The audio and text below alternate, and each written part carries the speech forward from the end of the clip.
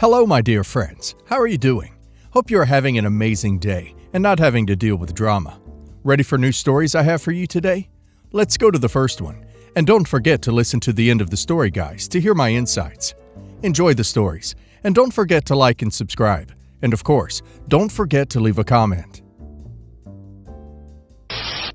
I'm a single father of two, Claire, 25 female, and Jess, 19 female. Claire's husband and I have a formal relationship, but frankly, neither me nor Jess like spending too much time with him, but we're very cordial. He came over and sat with me and Jess for coffee. We talked about weather, politics, and daily issues. Then he out of nowhere started talking about my assets. I felt a bit bothered discussing stuff like that, but was happy to answer a few questions he had.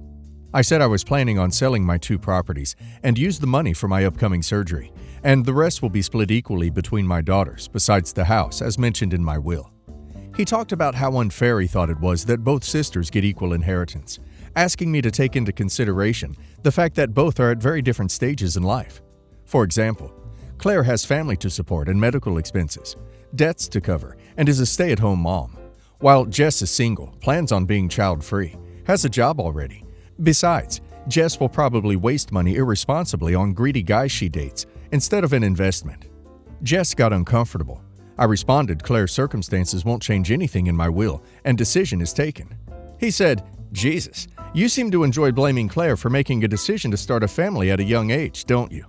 Then went about my grandchildren and my obligation towards them and their future. I said, "Yes, those are my grandkids, but am I the one responsible for providing for them?"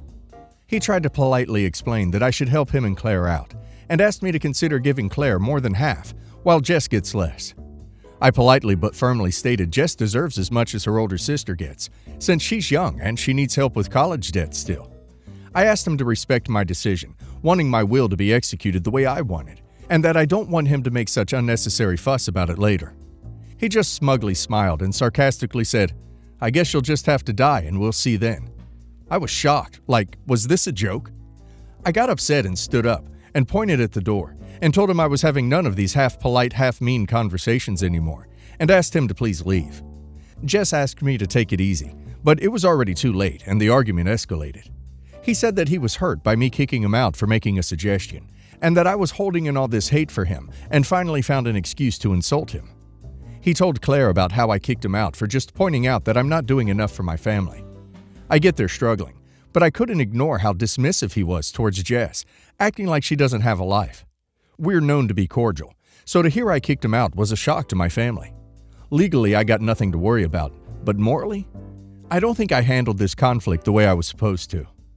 OP is definitely not in the wrong here. The comment about OP's death could not have been more outrageous. I would have had a very difficult time having future contact with someone who made that comment about me. The main point is, it is OP's money to do as he pleases. OP can leave it all to charity for all anyone is concerned. It is kind of OP to share his assets with his daughters, but they need to be able to make their own way through life. And now let's see if the community agrees with me. Josie Bad Cat says, "It sounds to me like you handled it as well as possible. He practically threatened a challenge to your will. Poor Jess. He sounds like he'll be a nightmare down the line. Not the a-hole." Lonnie Lee 3 says, "Not the a-hole. Gold diggers come in all sizes and shapes, and I think your oldest daughter snared herself one. In your place, I'd work with my lawyer to ensure that a-hole could never get his hands on my daughter's inheritance. The thing you could have done better, OP, was that you could have refused to discuss your estate plan with your son-in-law." Purple Drape C says, "Did I miss something? I'm assuming you're not ancient or terminally ill, so why is he talking about your will as if this inheritance is imminent? You're not the a-hole, and I talked to your lawyer about making sure that your will is incredibly clear about how you're choosing to split your assets. Also, how is he making all these assumptions about your 19-year-old daughter and thinking it's acceptable? Both of your daughters are very young, and hopefully it will be a long time before they'll be coming into their inheritances." I am 48 female and was married to my ex, Jim, 49, for 20 years. We have 3 kids, 22 female, 20 male, 18 male, and have been divorced for 5 years. Both of us are now remarried, but we maintain a good relationship for our kids and because we do like each other. We divorced because Jim was a bad husband and not a great dad when we were together. Jim worked long hours to build a wonderful career, while I had to neglect my career to be there for our children. He didn't truly understand it until it was too late. He provided for us and still does provide for our kids. I am grateful for everything he did, but admit that I resented him during our marriage because I had to watch his career take off, while mine, same career, stalled. For a little more context, I married a mutual friend, David, 50, of Jim and me. We were both divorced, no cheating was involved, and my ex has never had an issue with it because he knows that we didn't cheat. We both had a conversation with him at the start of the relationship, and he was actually happy for us. 4 years ago, Jim met Kara, 34, and they got married 2 years ago. It's her first marriage, and they had their first baby last year. As I mentioned, Jim and I have a great relationship that includes monthly dinner with our children and just us. We've been doing this since we separated 6 years ago, so our children understand that we are still a family, and it allows our kids an opportunity to share things with their parents and siblings without anyone else. The issue came up on Easter, and I'm not sure if I'm the a-hole or justified. We were all at former mother-in-law's house for the holiday, and Kara was going on and on about what a wonderful husband and father Jim is to her and their daughter. I don't care because I know my ex has more time now than he did when our children were younger. I didn't really say anything until Kara looked directly at me and asked in front of the entire family why I ever gave Jim up. She also made a comment about me being too busy falling in love with my husband's best friend. I simply looked back at her and said, "You know, Kara, he wasn't always a great husband and is only so wonderful now because I was willing to make a ton of sacrifices so he could have a successful career. But don't worry, you are welcome for that." Almost everyone laughed, including Jim, but Kara was pissed and texted me later that night to tell me how hurt she was that I insulted her and her husband at Easter dinner and said I shouldn't have even been there. I ignored her text at first, but she called the next day to continue the conversation. The conversation eventually turned to me explaining that my marriage to Jim and her marriage are very different, and while I'm happy that they are happy and have a great life, she doesn't get to rewrite history or comment on the type of husband Jim was to me. I reminded her that Jim and I have spent many years working through our crap, and while she may think she is funny, she just comes off as insecure. So am I the a-hole? This woman sounds very insecure, rude, and immature to pull this move.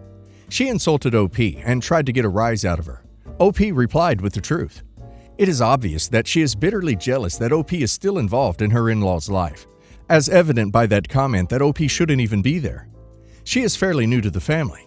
OP has been around for over 2 decades. All involved clearly have a healthy co-parenting relationship. If she keeps trying to claw away at the peace, she may end up being the one that is less than welcome. Frickin' liar Camille says, not the a-hole. It was pretty audacious of her to assume the demise of your relationship with your ex was entirely on your shoulders. Not to mention, very insulting to accuse you of cheating. She needs to grow up and take responsibility of her words, especially as a mom. Pat James 904 says, not the a-hole. She can dish it out, but not take it. This was absolutely none of her business. She had no right to make this comment at that dinner, nor to follow up with you with a text or call. She is 34, going on 12. Yes, she is insecure. Cindy201 says, you are not the a-hole. She baited you in front of everyone with the comment, and you replied with the truth. She is insecure because you have moved on and still want to have a good shared experiences with family. This situation would be comical if it wasn't for the human side of it all. For background, my parents have been married for 27 years, have 2 kids, myself and my 25-year-old brother, and have never cheated on each other, which is why this situation is such a surprise.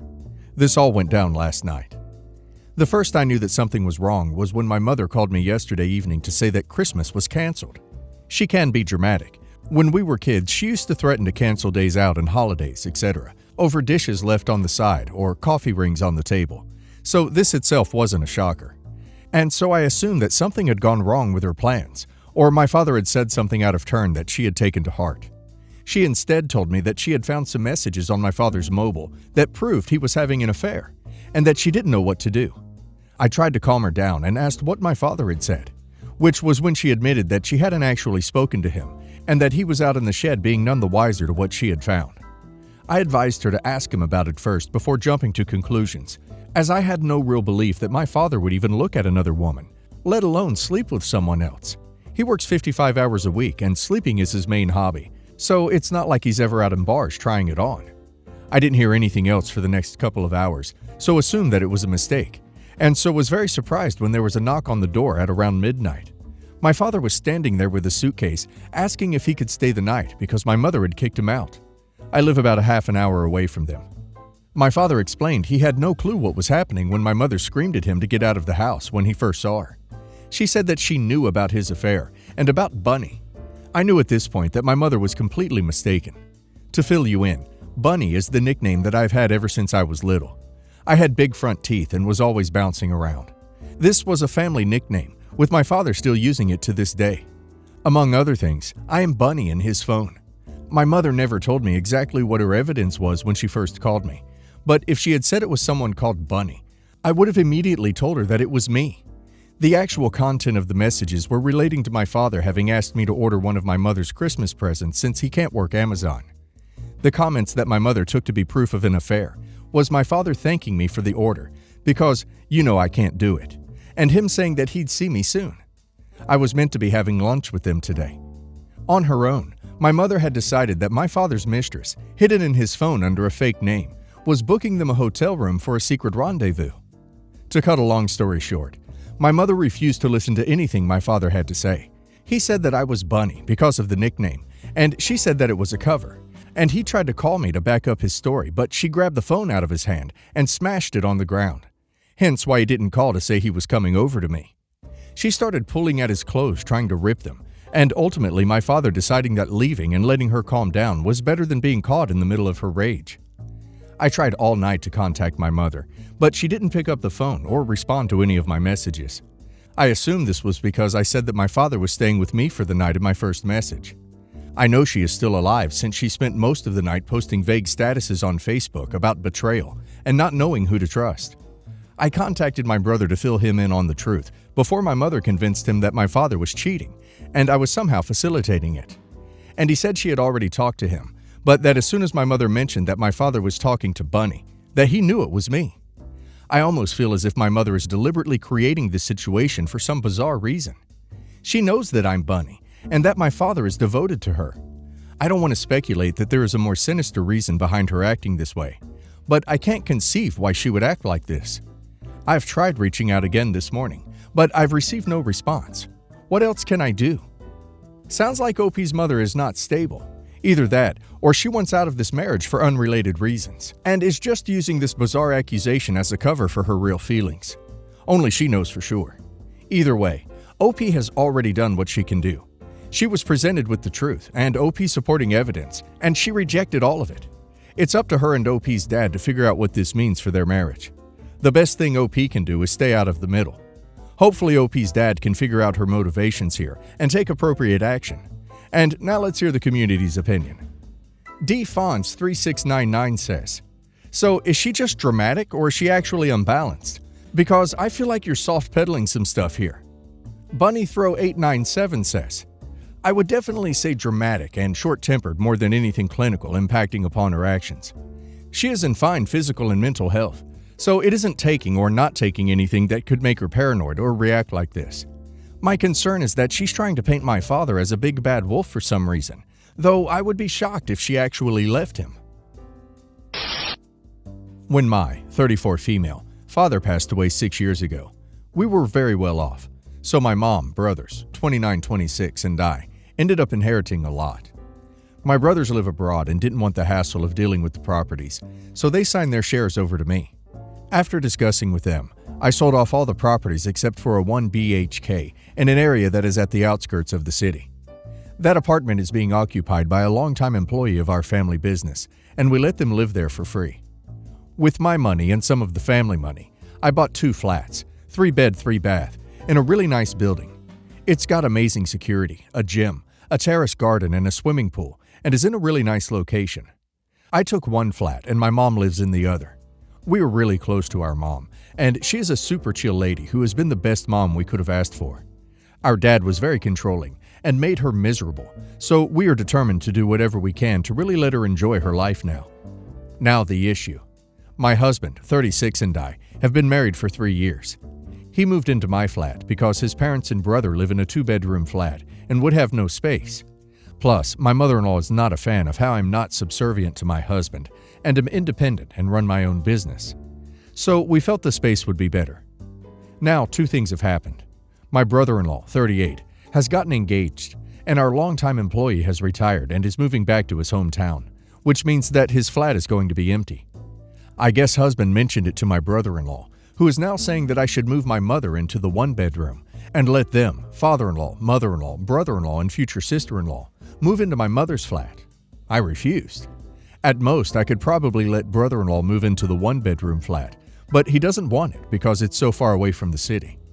Well, my mother-in-law and brother-in-law didn't like that I said no, so they went behind my back and asked my mom if she would move. My mom is a sweet lady, and she didn't want me to have issues with the in-laws, so she told me that she would be okay with moving. I was fuming mad and told my brothers, and they agreed that they do not want my mom to move. I was going to politely tell them no, but when they came over, I heard my mother-in-law and brother-in-law tell my husband that he was not a man and how he could not support his family, that I was a controlling bee, and my mom was just a widow and didn't need much in life anyway. She should be grieving and not enjoying luxuries. I lost my crap and yelled at them to keep their paws off my mother's house and to get out of mine too. My husband agreed that they were really rude and horrid, but also said that I shouldn't have yelled at his mother and that he was trying to sort this amicably. I was still pissed and told him I wanted nothing to do with people who spoke about me and my mom this way. So am I the a-hole for blowing up at my in-laws and then telling my husband I want nothing to do with his family? Some more context because everyone is asking. My mom owns the flat she lives in. It's all in her name. I own the flat husband and I live in. The one-bedroom flat is also in my name because it's technically company property and I'm the CEO. Lava Chat says, "Not the a-hole. She should be grieving? What the actual duck? Your husband needs to handle his entitled relatives." Green Sun says, "Not the a-hole. After everything they have done, and from a legal perspective, do not allow any of them into your properties, or you will be stuck with them for life. These are opportunistic people, and the fact that they went after your mother goes to show you they'll never be anything other than trouble. If I understand this correctly, you're the owner of your mother's house, correct? If so, it sounds like it if your mother is more or less asking permission. Sorry if I'm confused on this. And if she pushes the issue, tell her if she wants to move, she can, but you will not rent to any other family. You may want to establish a professional relationship with an attorney to make sure you're covered on all ends." Apple Tree Lover says, "Not the a-hole. Your in-laws are unbelievably entitled and callous. You and your husband need to stop supporting them, or they will just keep expecting more. I saw in a comment you are paying for brother-in-law's wedding while he doesn't even work. That's just something else. I hate to say it, but it sounds like you guys are really enabling his laziness. He's been given the message that you will fund his lifestyle. He will keep wanting more if you don't put a stop to it. You need to set clear boundaries, and you and your husband need to be on the same page about this."